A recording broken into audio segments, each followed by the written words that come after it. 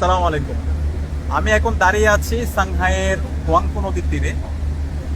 এই ওয়াংপো নদীকে কেন্দ্র করে পুরো সাংহাই শহর নতুনভাবে তৈরি করা হয়েছে।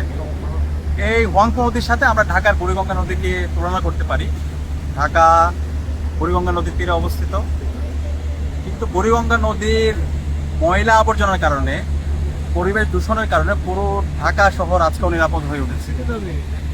সাংহাই নদীর দিকে যদি আমরা তাকাই, সাংহাইয়ের ওয়াংপো নদীর দিকে যদি আমরা তাকাই, দেখেন নদীটা খুবই পরিষ্কার পরিচ্ছন্ন, স্বচ্ছ পানি, এবং নদীকে কেন্দ্র করে এই পাশে পুরাতন নগরী, এই পাশে নতুন নগরী তৈরি হয়েছে, এবং এই পুরো সাংহাইকে বলা হয় চীনের বাণিজ্যিক রাজধানী। তো তারা যদি এই ওয়াংপো নদীকে কেন্দ্র করে চমৎকার নগর বিনির্মাণ করতে পারে, তাহলে আমরা কেন পারবো না? তাদের পারার কারণ কি? সঠিক পরিকল্পনা এবং দক্ষ নেতৃত্ব। একই সাথে যদি আমরা বেইজিং শহরকে দেখি, বেইজিং ও ঢাকার মতো ওভার পপুলেটেড একটা সিটি।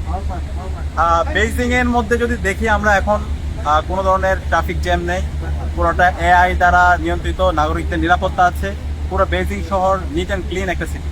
কিন্তু ঢাকার অবস্থা যদি আমরা দেখি, এখানে হিউজ ট্রাফিক এবং কোনো ধরনের নগর পরিকল্পনা নেই।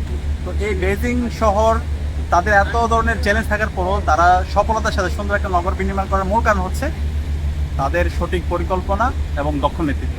তা আমরা ঢাকাকে বিশ্বের একটা চমৎকার নগর হিসেবে আমরা বিনির্মাণ করতে চাই। সেই নগর হিসেবে বিনির্মাণ করার জন্য আমাদের এখনই সঠিক পরিকল্পনা গ্রহণ করতে হবে, এবং দক্ষ নেতৃত্বের মাধ্যমে আমাদের ঢাকা এবং বুড়িগঙ্গা নদীকে আমাদেরকে বাঁচাতে হবে।